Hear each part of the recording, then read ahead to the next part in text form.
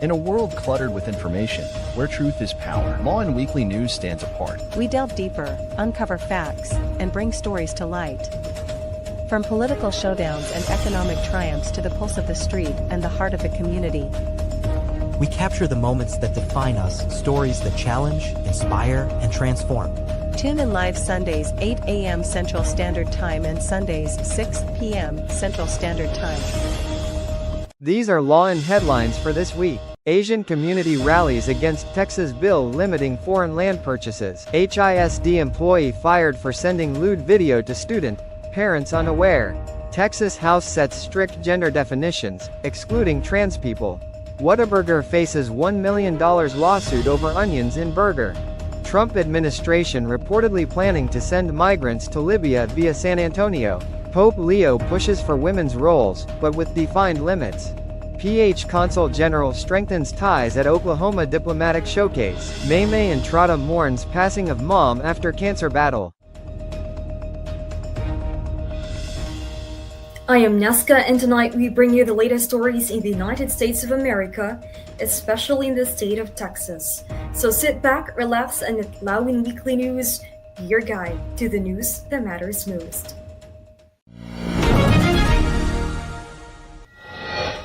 A Texas bill that would bar land sales to citizens of China, Iran, North Korea, and Russia is drawing opposition from Asian American communities and advocacy groups who say the proposal could lead to discrimination. Senate Bill 17, introduced by Republican lawmakers, is part of an effort to limit foreign ownership of Texas land, particularly near critical infrastructure. Supporters say the bill is necessary to protect national security and prevent potential threats from foreign governments. The bill is not yet passed and is currently under review in the Texas legislature. Lawmakers are considering amendments to address public concerns and refine the bill's language. Senate Bill 17 remains under legislative review as debate continues over balancing state security with property rights and anti-discrimination protections.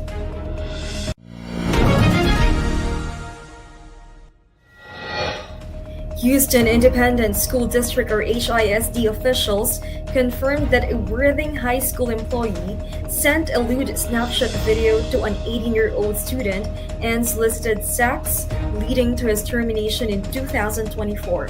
Lloyd Ford, the employee, remains on the Texas Education Agency's Do Not Hire list, preventing him from working in Texas public schools while state investigators review the case. Ford denied the allegations, claiming he did not know the student involved. HISD stated it did not notify the public because Ford had not been criminally charged. The district attorney's office decided not to file charges, citing insufficient evidence from HISD police.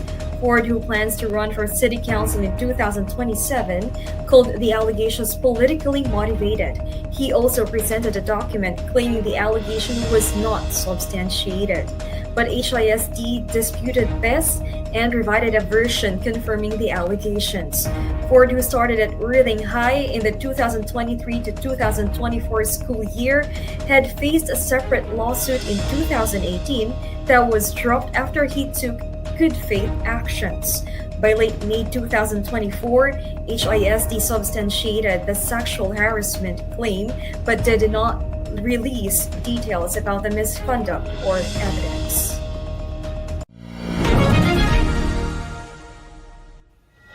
The Texas House of Representatives voted to pass House Bill 229, which defines gender based on reproductive organs of birth, excluding transgender individuals from state records. The House approved the bill with an 86-36 vote. The legislation requires all state documents and policies to follow the binary gender definition. The bill affects over 120,000 transgender Texans, requiring identification with the sex assigned at birth.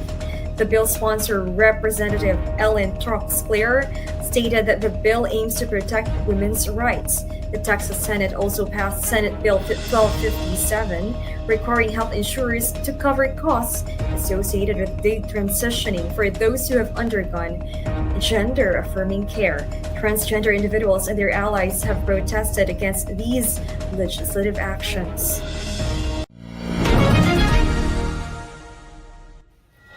Texas resident has filed a lawsuit against Whataburger, seeking nearly $1 million in damages after he allegedly suffered an allergic reaction to a burger that contained onions, despite requesting no onions due to an allergy.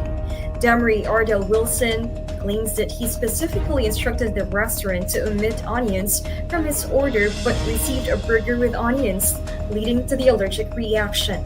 The lawsuit alleges negligence on the part of Whataburger for failing to follow the customer's dietary request. The lawsuit seeks compensation for medical expenses, legal fees, and emotional distress. In June 2024, Wilson filed a similar lawsuit against Sonic, another fast food chain, for allegedly serving him a burger with onions despite his request for no onions. The case is still pending, with Sonic requesting a jury trial. Whataburger has not yet issued a public statement regarding the lawsuit. The case underscores concerns over food allergies and the accuracy of customer orders in the fast food industry.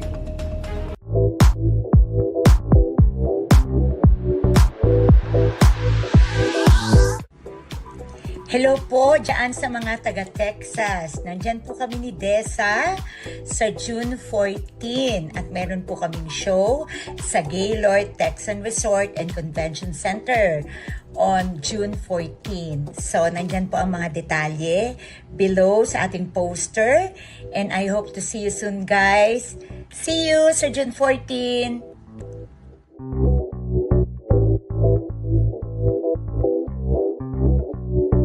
In a world filled with fleeting moments, there's beauty waiting to be captured. My name is Christian, and I specialize in immortalizing your most precious memories. From elegant weddings to vibrant events and timeless portraits, I'm here to make every moment unforgettable. Let me tell your story through the lens. Contact me today and let's create magic together.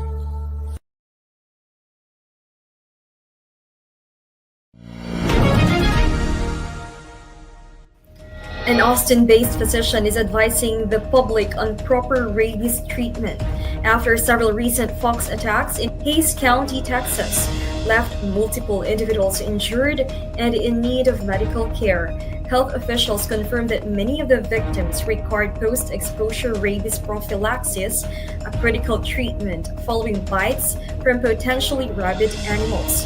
Rabies is a viral disease that affects the central nervous system and is most commonly transmitted through the bite of an infected mammal. Medical experts stress that immediate medical attention is essential after any bite from a wild animal. Post-exposure treatment includes a series of rabies vaccinations administered over a 14-day period, along with rabies immunoglobulin for patients who have never been previously vaccinated. The initial vaccine should be given as soon as possible, followed by additional doses on days 3, 7, and 14. Symptoms of rabies may begin with fever and headache, eventually leading to a more severe neurological effects if untreated.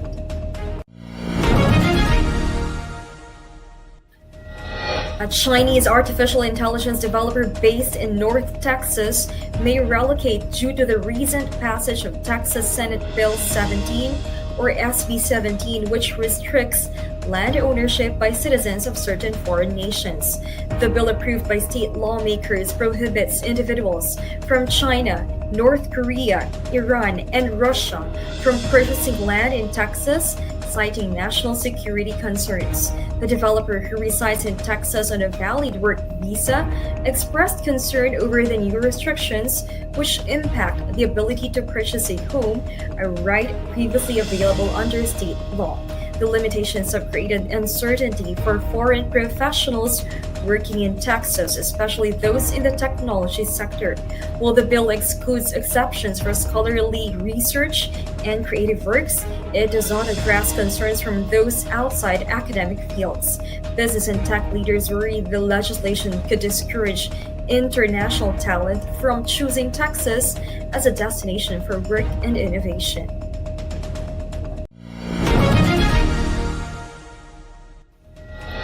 Local shelters and animal care officials are urging pet owners to take steps to protect their animals during the heat wave.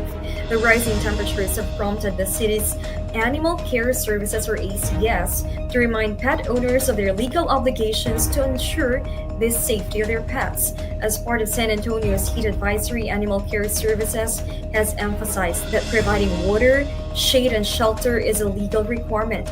Pet owners are reminded that failure to comply with these laws could result in fines or penalties. In response to the heat, the city has opened cooling centers to help residents manage the heat.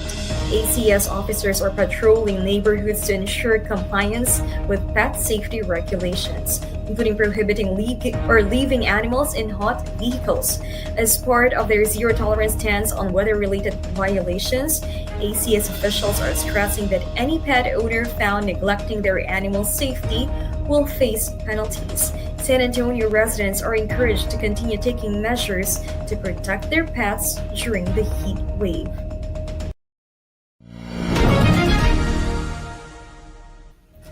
A federal grand jury has indicted Milwaukee County Circuit Court Judge Hannah Dugan on charges of obstruction and concealing a person from arrest. The charges are related to an incident in April 2025, and prosecutors say Judge Dugan helped Eduardo Flores Ruiz, an undocumented immigrant, avoid arrest by U.S. Immigration and Customs Enforcement, or ICE, officers. This happened during a court hearing where Dugan allegedly directed Flores Ruiz and his attorney to leave through a back door. Flores Ruiz was later arrested outside the courthouse. Judge Dugan has filed a motion to dismiss the charges. Her lawyers argue that she was acting within her official role as a judge and is protected by the judicial immunity. They referred to a 2023 U.S. Supreme Court ruling that confirmed judges cannot be prosecuted for actions taken as part of their official duties. If found guilty, she could face up to 6 years in prison, and her arraignment is scheduled for Thursday.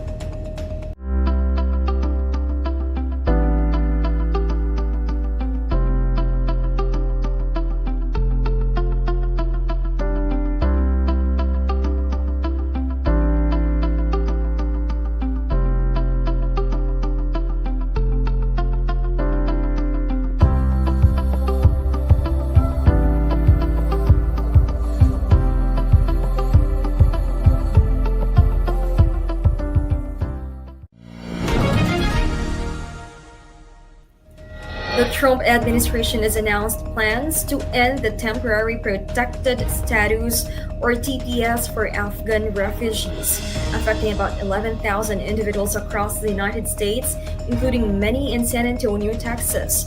TPS was granted to Afghan nationals to provide refuge from the Taliban and threats of violence in Afghanistan.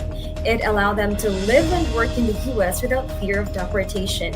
However, the administration's decision means the status will expire on May 20th this year, with the official termination set for July 12th this year also. After that, affected individuals will need to find alternative legal ways to stay in the U.S. or face potential deportation. The Department of Homeland Security, or DHS, claims that conditions in Afghanistan have improved enough for safe return, but critics argue that security and humanitarian issues persist in the country. As the expiration deadline approaches, advocates are continuing efforts to seek legal avenues to protect Afghan refugees in the U.S.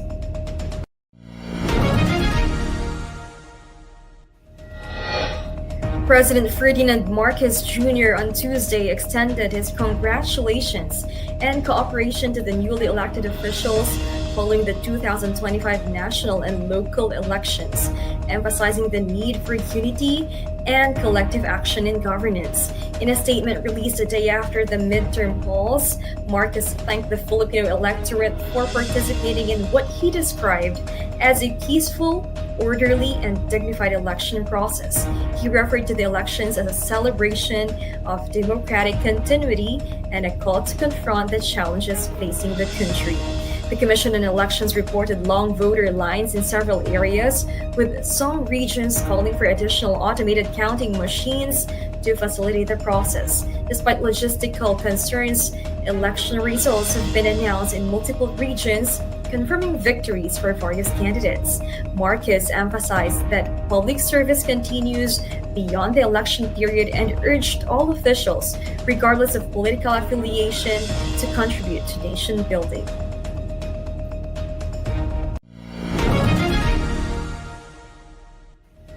Pope Leo XIV, formerly Cardinal Robert Prevost, has made notable strides in enhancing women's roles within the Vatican. One of his key actions includes appointing women to the Vatican board responsible for evaluating nominations for bishops. However, he remains firm in his stance that women cannot be ordained as priests. While Pope Leo has expressed a progressive view on women's involvement in church leadership, he has remained non-committal about the potential for women to serve in ministerial roles. His leadership, informed by years of experience working in Peru, where women often lead church communities, is marked by a listening approach and a deep respect for women in the church. Despite his openness to increasing women's influence in decision-making processes, Pope Leo maintains a balance between elevating their roles and adhering to traditional Catholic doctrine.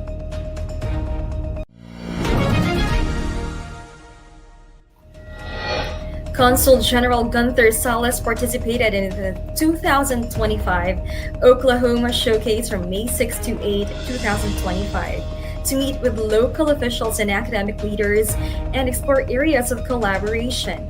The event, organized by Global Oklahoma, brought together accredited consular officials to engage with the state's institutions and stakeholders. Salas met with Oklahoma Governor Kevin Stitt and Oklahoma State University President Jim Hess, and academic exchanges aligning with Oklahoma's strategic priorities. In addition to official meetings, Salas also met with Filipinos or members of the Filipino community in Oklahoma. He discussed the preparations for the Philippine Consulate's upcoming consular outreach mission scheduled for July. The Oklahoma Showcase aimed to strengthen ties between the state and the International Diplomatic Corps through dialogue and cooperation.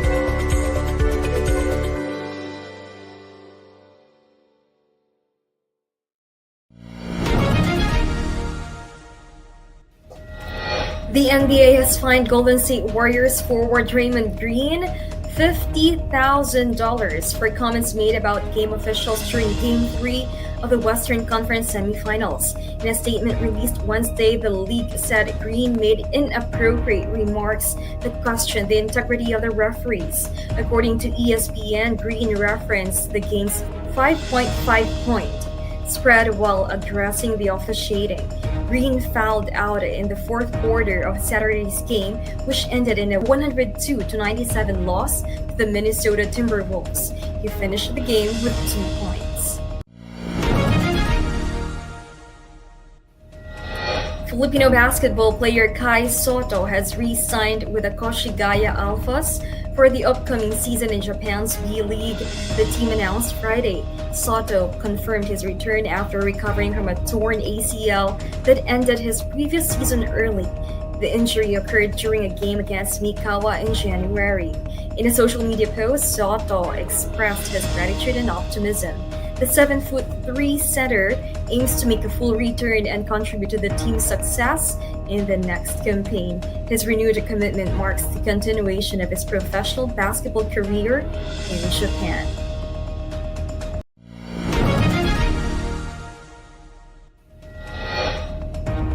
Thomas Markle Sr., father of Meghan Markle, the Duchess of Sussex, has relocated to Cebu City, Philippines, marking a new chapter in the ongoing story of the Markle family.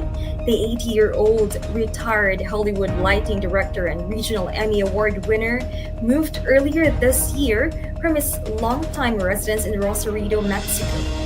Now residing in a high-rise apartment in Cebu, Markle reportedly pays approximately $660 or 37,000 pesos in monthly rent, according to British media outlets. His move to the Philippines' oldest city has drawn international attention, particularly from the British press, given his connection to the British royal family. Markle's son, Thomas Markle Jr., 58, has taken on the role of a caretaker, assisting his father in adapting to his new environment and the tropical climate of Cebu. The reasons behind Markle Sr.'s departure from his coastal bungalow in Rosarito have not been disclosed publicly.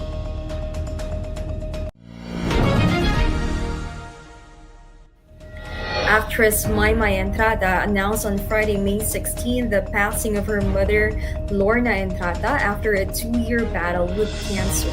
In an Instagram post, Entrada shared her grief and memories of their final moments together. She included a video of the two walking through the streets of Japan, where her mother had been living. Our Entrada described her mother as brave and acknowledged the sacrifice she made for their family. She expressed deep sorrow over the loss and said her mother was a constant source of love and support. The actress also encouraged others to express their love to their family members while there is still time, underscoring the value of connection and presence. As we brace ourselves for the upcoming weather changes, let's dive into what you can expect day by day. Whether you're planning outdoor activities or just preparing for the week, we've got you covered with the most accurate forecast. Stay tuned with us as we take a closer look at the weather patterns that will impact our region. Remember, here at Lawin Weekly News, we bring you the clearest skies to the stormiest forecasts.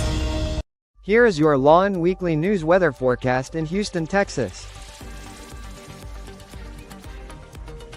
On May 18th, Sunday, the highest temperature is 93 degrees Fahrenheit with a low of 79 degrees Fahrenheit. Expect a blend of sun and clouds, breezy and very warm conditions. On May 19th, Monday, the highest temperature is 92 degrees Fahrenheit with a low of 78 degrees Fahrenheit. Anticipate breezy, very warm, and humid weather with sunshine and a few clouds. On May 20th, Tuesday, the highest temperature is 93 degrees Fahrenheit with a low of 72 degrees Fahrenheit. The day will be breezy in the morning, followed by very warm conditions with intervals of clouds and sunshine. On May 21st, Wednesday, the highest temperature is 94 degrees Fahrenheit with a low of 68 degrees Fahrenheit. Expect rather cloudy and very warm weather with less humidity. On May 22nd, Thursday, the highest temperature is 93 degrees Fahrenheit with a low of 69 degrees Fahrenheit. Anticipate mostly sunny and remaining very warm conditions. On May 23rd, Friday, the highest temperature is 90 degrees Fahrenheit with a low of 70 degrees Fahrenheit. The day will be sunny to partly cloudy. On May 24th, Saturday, the highest temperature is 89 degrees Fahrenheit with a low of 71 degrees Fahrenheit. Expect mostly sunny skies with warm temperatures.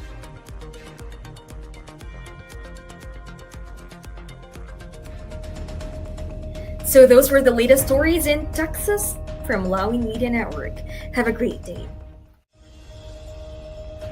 Lawin Weekly News. Tune in live Sundays 8 a.m. Central Standard Time and Sundays 6 p.m. Central Standard Time. Lawin Weekly News.